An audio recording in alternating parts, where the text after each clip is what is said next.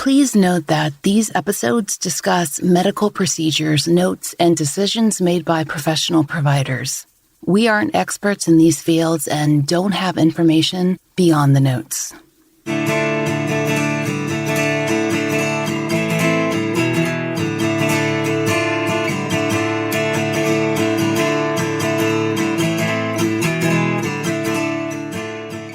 This is The Fall Line.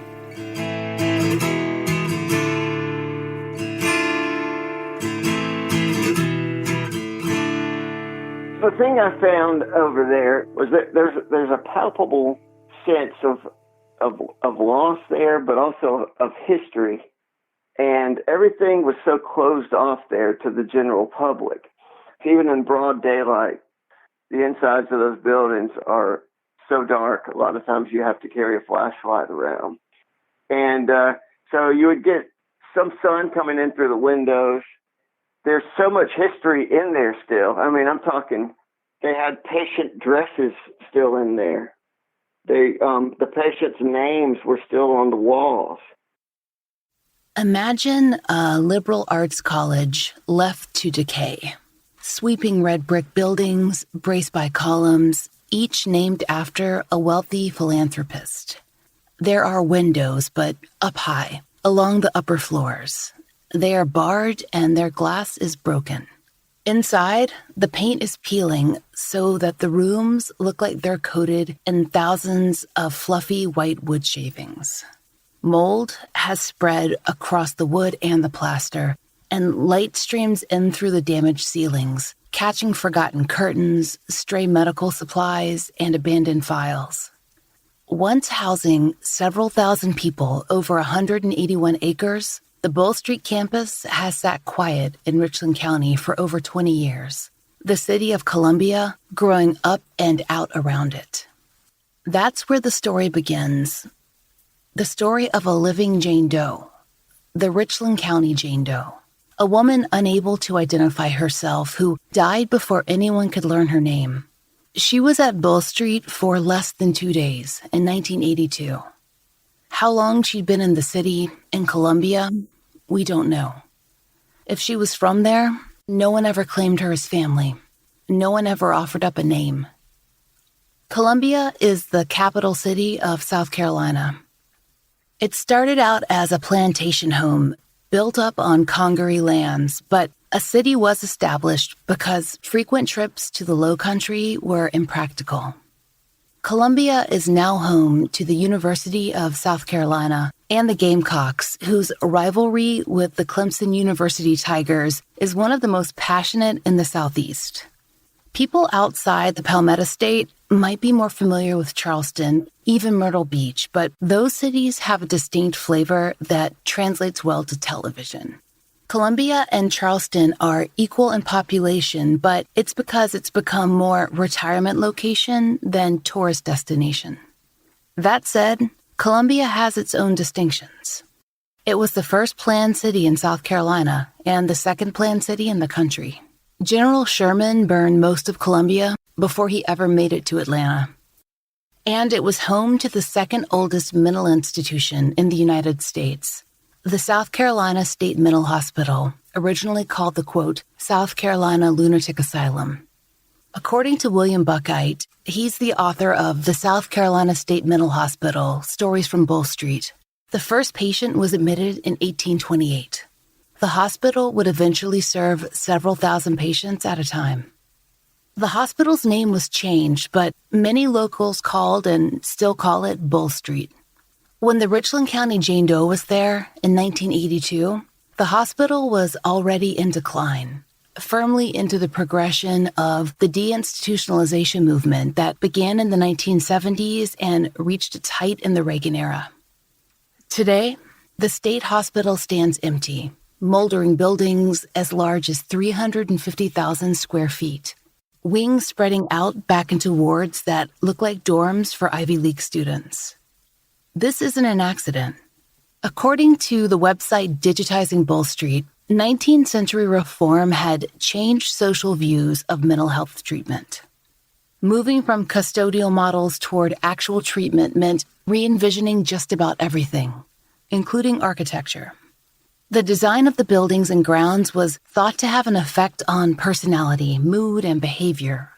A building should be, quote, purpose-built if it was to aid in, quote, curing patients. And that was the end game of the social reformers of the 19th century mental health sphere, sending patients home, quote, healed. So the state hospital on Bull Street was built in the style of the new European hospitals. It had a grassy campus, and its first building, Williams, was Greco-Revival in style. It was designed with single-occupant rooms along the south side. Per Digitizing Bull Street, quote, not only did the building's design comply with standards for moral treatment, it also projected a grand image of a state institution that was recognizable to the upper-class money the asylum hoped to attract. By the mid-19th century, there were 2 buildings to house patients, but eventually there'd be more than a dozen structures, including a laundry, an auditorium, a library, a bakery, a chapel. It was a town inside of a city where some patients would live for decades. That wasn't unique to Bull Street, but the scope of the campus can seem incredible today. No, it was commonplace, very standard, especially in the in the 1950s, going back a little further. These state hospitals were huge campuses, a lot of times at least 200 acres, and they functioned as self-sustaining communities. A lot of them raised their own cattle even. They had their own slaughterhouses. They had their own laundries. They had their own hospitals for any kind of physical problem a patient might have. They even had their own forensics wards. It was unbelievable. Patients didn't really ever have to leave the campus. William Buckite has worked as a journalist in South Carolina for 2 decades. He hasn't covered the Richland County Jane Doe. He hadn't heard of her case before we contacted him, but when it comes to the state hospital, he knows just about everything. Before he authored a book on the hospital, he wrote a number of articles for the Greenville News. He's won numerous Press Association awards and in 2011 was named Reporter of the Year by the South Carolina chapter of the National Alliance on Mental Health. Before that, he was a fascinated observer and photographer who explored the abandoned Bull Street campus and recorded his trips via camera. Eventually, he became a citizen historian. We spoke this spring, and he described the design of the campus and his fascination with the buildings. Around the time the South Carolina State Hospital was built, it was one of the innovators as far as architectural design went. See, around the time of the Civil War, there was an architect named Thomas Kirkbride, and Thomas Kirkbride began designing state hospitals on an architectural plan they later called the Kirkbride Plan.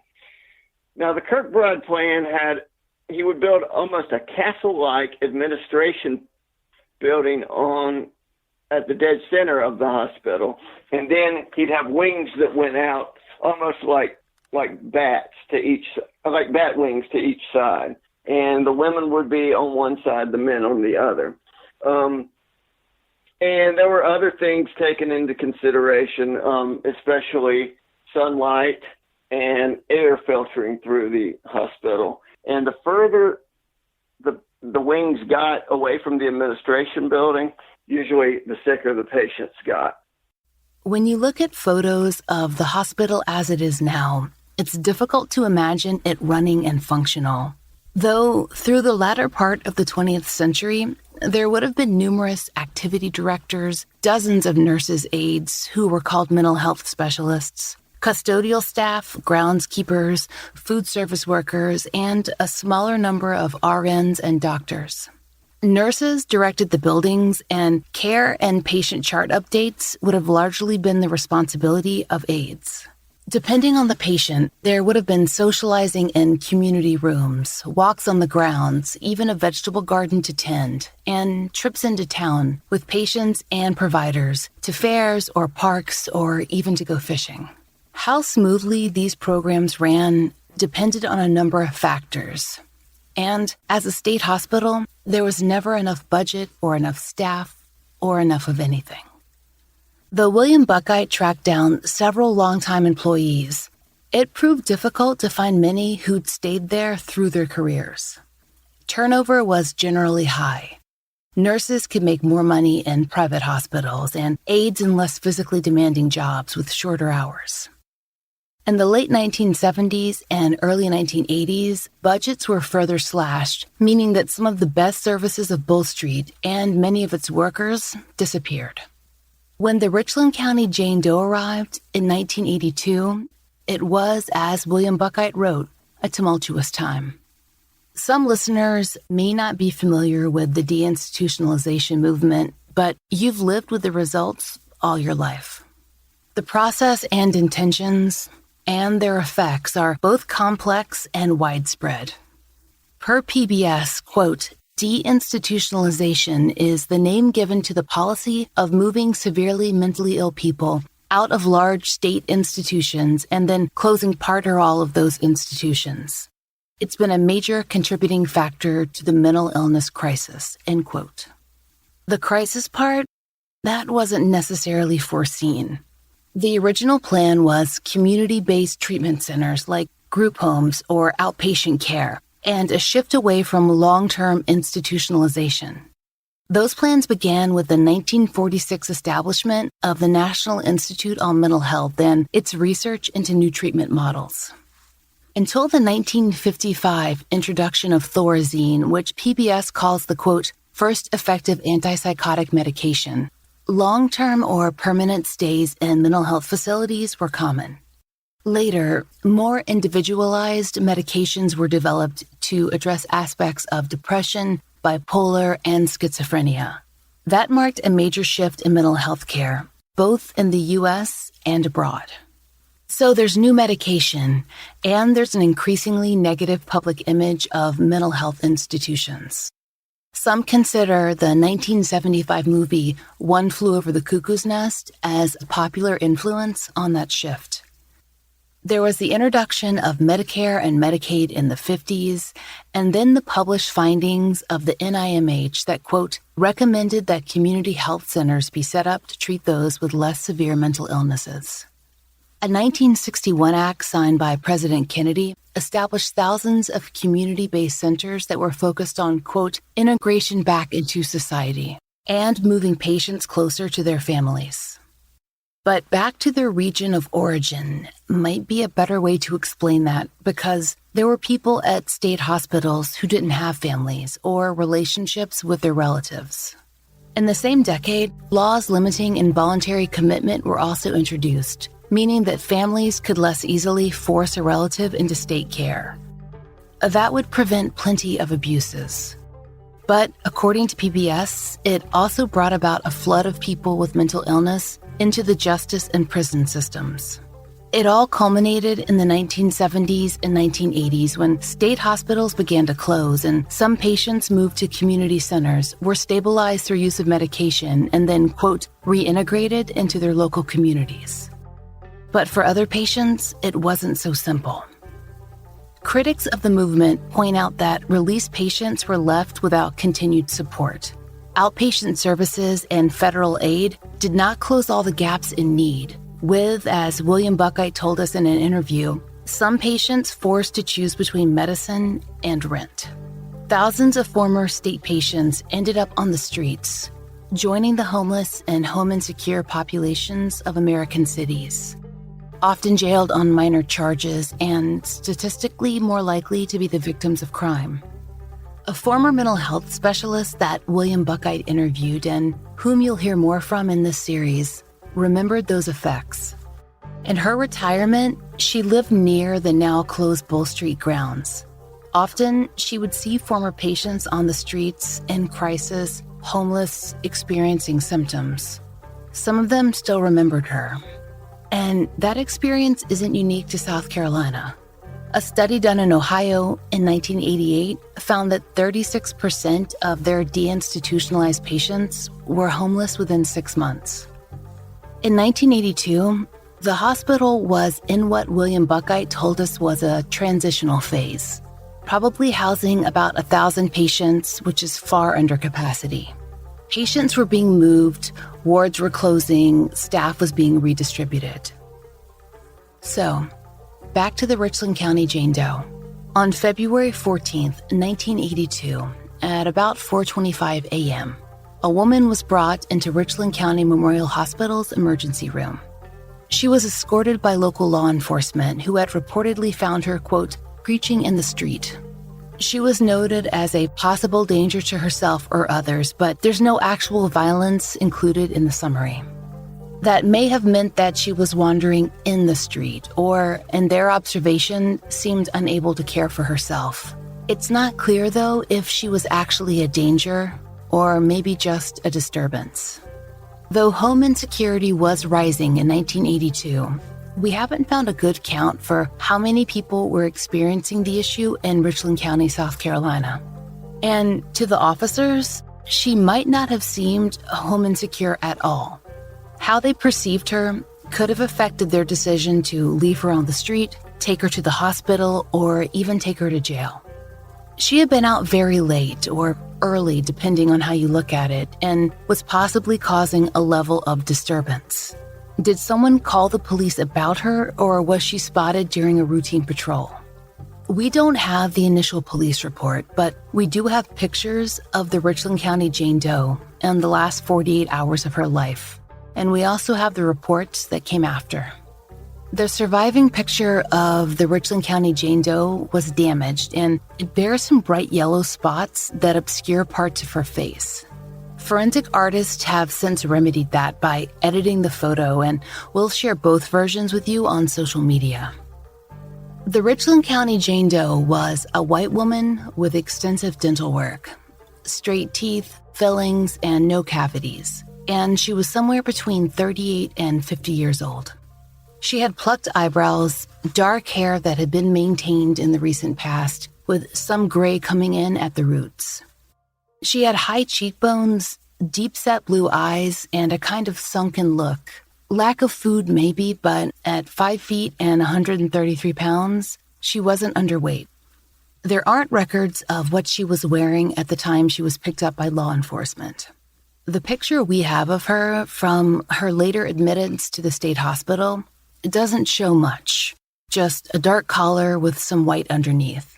She could have been wearing state-issued clothing or what she was picked up in. Once she arrived at the Richland County Emergency Room, a written record began, and we're able to combine both the initial notations of the county hospital staff and those later of the psychiatric team at Bull Street. On the emergency room forms, it's noted that she did not give them a name, but she did give her age as 38. Although in the 1990s, forensic anthropologist Ted Rathbun would estimate her as between 38 and 50, and most likely in the upper portion of that range. When we visited the Richland County Coroner's Office this spring, we spoke at length with Deputy Coroner Bill Stevens, who's working on the Richland County Jane Doe's case. We were connected with Bill via a forensic genealogist. It's thanks to Bill that we have access to extensive records and information about the Richland County Jane Doe's hospital stays. In addition to being a deputy coroner, Bill is a forensic anthropologist who actually studied under Ted Rathbun, a name we've run into multiple times on different cases. In the 1990s, Rathbun was perhaps the most respected forensic anthropologist in the United States. Bill Stevens was also mentored by Karen Burns, another well-known name in the field. According to Bill, Karen Burns inspired him to go into forensic studies and took his class to Guatemala for training. They worked on the recovery of remains left after the genocide of a Mayan population. From there, he got an internship with the Richland County Coroner's Office and was eventually hired, and he's been there 20 years. Like Major Bob Bromage, who we covered in Season 6, Deputy Coroner Bill Stevens is a man on a mission. He can name off their cold cases by heart, year of death, cause, location found, and he's the contact listed on their NamUs pages. He told us that the coroner, Gary Watts, encourages his staff to work cold cases, which has given him time to study unidentified persons whose remains date back as early as the 1980s. Bill is very familiar with the Richland County Jane Doe's case. He even keeps his own detailed timeline of the events preceding her death. He was able to walk us through her arrival at the county emergency room, which was just about a mile away from the Bull Street State Hospital. We asked Bill Stevens what specifically the Richland County Jane Doe had been doing prior to being taken in by police. She was walking around and kind of preaching to people, and her claim was that she was the daughter of Oral Roberts, the evangelist. I would assume she probably ran into law enforcement and was not making sense. Was her diagnosis upon admission is she refused a physical exam and displayed some unclear thought process and was labeled as undifferentiated schizophrenic. Statements to the staff that she made included that she wanted to go to South Dakota. She was a member of the Sioux tribe, and again that she was Oral Roberts' daughter. She was described as psychotic and unable to care for herself due to her condition, having illusions of grandeur and not cooperating. So I think they were looking at her speech pattern, some hostility. So I suppose they decided pretty quickly that she needed to be transferred to the state hospital, which is just about a mile down the road in Columbia from Richland Hospital, our main one. There are a few other observations worth noting. In her file, it's recorded that the Richland County Jane Doe refused a physical exam. There's no mention why she refused it or her manner of refusal, and her statement that she was the daughter of Oral Roberts. For listeners who might not know, she'd named a famous evangelical preacher who rose to prominence in the latter half of the 20th century and who regularly appeared on TV. Over the next several hours, the Richland County Jane Doe was seen by a physician who made notes on her behavior and her responses. The doctor noted that she was, quote, hostile when pressed and was having delusional ideation.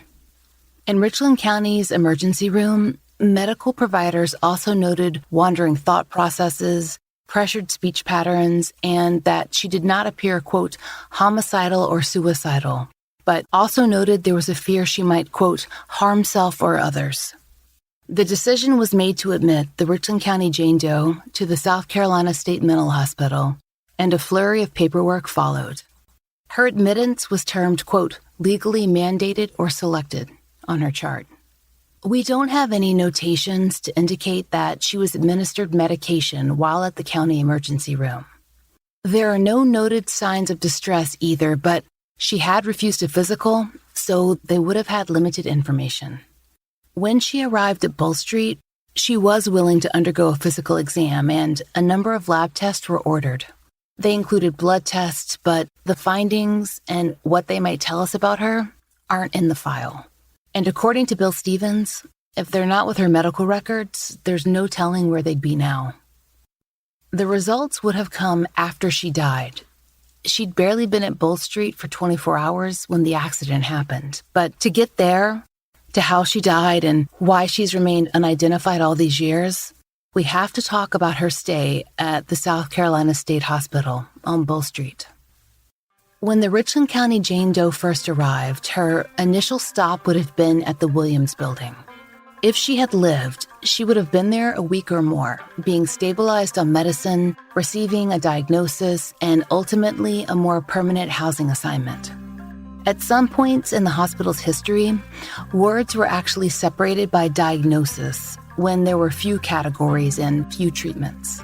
But in 1982, with a smaller patient population and developments in medicine, that would have been unlikely. Patients would have been shifted to deal with dwindling population and fewer staff. We can't say for sure where she would have ended up, but all the intake happened in a single location. When journalist William Buckite first explored the abandoned state hospital, he visited the Williams Building, and he'd later write about it and the people who worked and were observed there at length. After interviewing dozens of nurses, aides, doctors, social workers, and patients about life at Bull Street, William was able to walk us through what a patient would have experienced upon arrival at the campus. Patients would come in, and they would always come into the Williams Building. And the very first thing they did was they got their name and information. Then they took them over to the Burns building, which was basically the general hospital on the campus. And they would give them a physical examination there. And they would check everything, make sure they were okay physically. They would send them back to the Williams building, and usually they would send them to a ward for the night or for the next day or two until they got to see a treatment team. And the treatment team was basically the doctor, a social worker, a nurse, and maybe a psychologist. And they would determine the best building for the patient to go and what their diagnosis probably was and that kind of thing. And then they would take it from there. But they would usually stay in the Williams building at least a few weeks as they kind of stabilized and as people basically determined where to put them. After her arrival at the Bull Street facility, the Richland County Jane Doe was described as quiet, cooperative, and willing to be introduced to staff and, quote, others on the ward. During intake, she'd added a few more details to her story that, quote, she came to the hospital because she's going to have some babies. She also repeated her stories about being a member of the Sioux tribe who she said, quote, didn't want her, and that she'd been staying with some Columbia locals who she didn't name, but that she'd been kicked out. At this point in the record, a name is recorded, Virginia Roberts, with a question mark following. Later, aides would note that she answered to the names Virginia and Jane. It's unclear how the surname Roberts entered the record, possibly because she'd stated she was the daughter of televangelist Oral Roberts. Most of the medical professionals we've spoken with for this episode guessed that the staff may have offered her a few names as possibilities, and she'd positively indicated for both Jane and Virginia. In the next 24 hours or so, it's noted that she continued to answer to both. At some point, she again gave her age as 38, and this time the doctors recorded a birthday for her, January of 1944. It's unclear whether she offered this date or if they picked a random one that would have matched her stated age at admission. Of the details she offered, there's not much to sort through, like the people she said had, quote, put her out. No one came forward after her death to say that she'd stayed with them or that she'd had any relationship to them. There's also the reference to the, quote, Sioux tribe, and the phrasing itself is a clue. It's general versus a specific tribe within the Confederacy. And testing was done in the 1990s when the Richland County Jane Doe was exhumed. Then Dr. Ted Rathbun provided a number of observations concerning her likely ancestry, which he identified as European. It should be noted, though, that forensic anthropology's approach to ancestry study has evolved since the 1990s, and the Richland County Jane Doe has not been re-examined. During intake, blood tests were ordered again, as was a chest x-ray and a urinalysis. Again, we don't have the results for these either.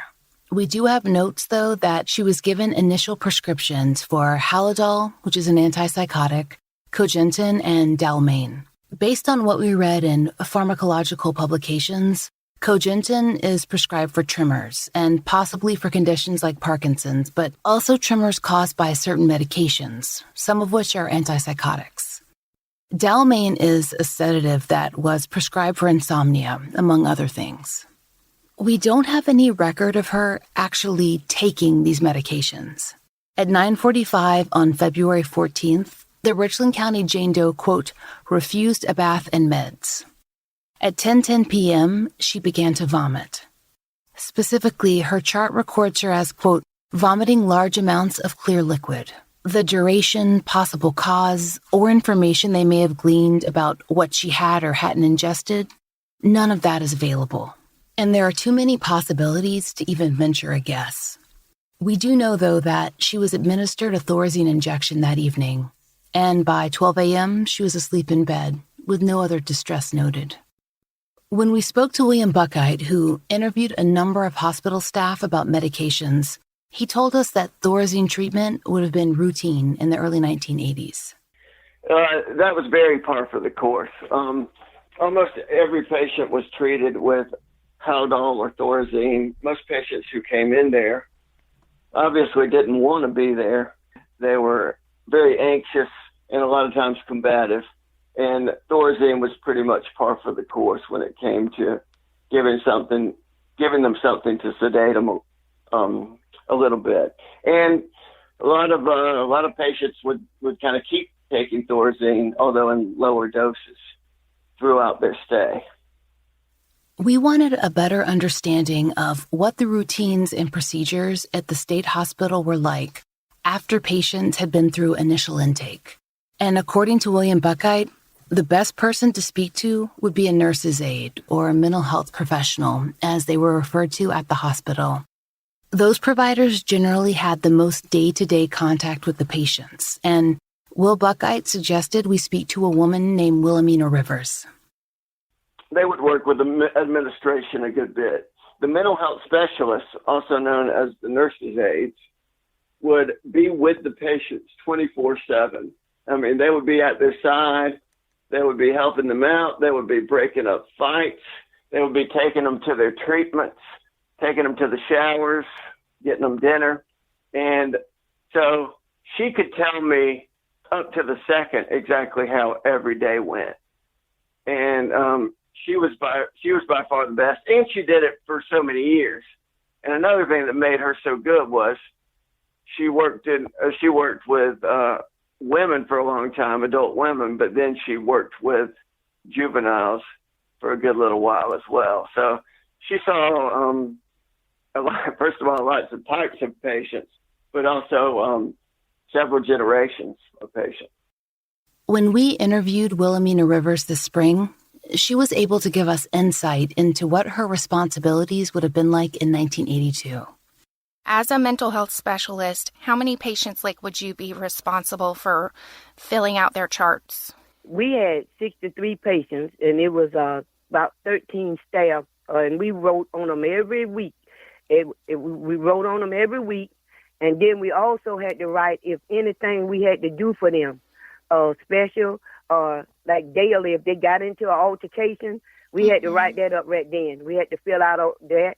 And if they had to go in seclusion, we had a log we had to fill out, and you had to watch them every 15 minutes through a door that's got a glass called seclusion room. Right. And and if I had to give them if we had to give them in the medication, we had to chart that right then on their folder. We had to keep up with all of that. We had about 5 patients. Okay. About 5 or 6 patients, and those was our patients. But we had to watch them all. We watched them all together. That close monitoring is evident from the Richland County Jane Doe's chart, where mental health specialists and nurses tracked her on February 14th and 15th of 1983. It seems that she was in improved spirits by 6 a.m. the next day when she responded to staff questions, ate breakfast, and was willing to change into state-issued clothing. She allowed the staff to take her vital signs too, and is described as, quote, quiet and cooperative. Anne seems to have spent her time walking around the ward, interacting with patients and caregivers. She also ate lunch, allowed for a regular vital check at 3:45 p.m., and had no other notations concerning behavior, mood, or physical issues. Then comes a gap in her chart. Between 3:46 and 7:29 p.m., there are no notations. And then at 7:30, there's this, quote, "The patient fell out of bed and had a seizure, injured her head in a fall." And then, and this is important, we have information from a separate document that seems to provide additional context. On one of the post-mortem reports, which was prepared outside of the hospital, it's recorded that the Richland County Jane Doe had been placed in seclusion. Specifically, the information is that at the 7:30 check, she was found in an isolation room, quote, supine on the floor. That would imply that she would have been put in isolation sometime between 3:30 and 7:30. And without any supporting documentation, not that we could find, to explain why that would have happened. For weeks after receiving the file, we tried to sort this out. If the check at 3:45 had been fine, how had she ended up in isolation? Was she left there unattended?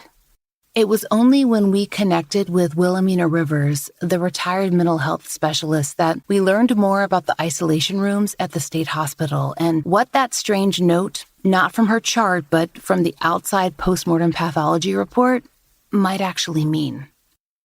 Can you describe any of the things that could have led to a visit to the isolation room? Oh, they when they start, they often fought. They'd be arguing with another patient, and then they'll start fighting, and we separate them, and they have to go in the room. Or if they doing, like, if they beating their head out there on the walls, and sometimes they start beating themselves, and they'll put them in there. And so the main reason they put them in there because they want somebody to have to be with them to watch them. And then if they trying to kill themselves, if they try to kill themselves, then you have to take all their clothes and give them a paper gown, and they'll go in there and they put them in that seclusion, and they have to be watched. Oh, and sometimes they put 1-to-1. Sometimes you have to watch them the whole time. Now, every 15 minutes, according to how bad the situation is. And the doctor write a special order for you to watch them, period. And you just have to somebody have to stay to the window. But most of the time they do every 15 minutes for that. So was there one mental health specialist assigned to all seclusion rooms, or was it each person following their specific patient would go and check on them? No. You just one. One was assigned because we had different duties. Like, so if it wasn't life threatening or something smaller, you might have one assigned where they can go watch both rooms. Because you can go just keep checking on them. But if it's anything dealing with you trying to harm yourself and like that, then they're gonna be checking one person going to that room. Most of the time, it's one. When they put them in that room, they took that serious.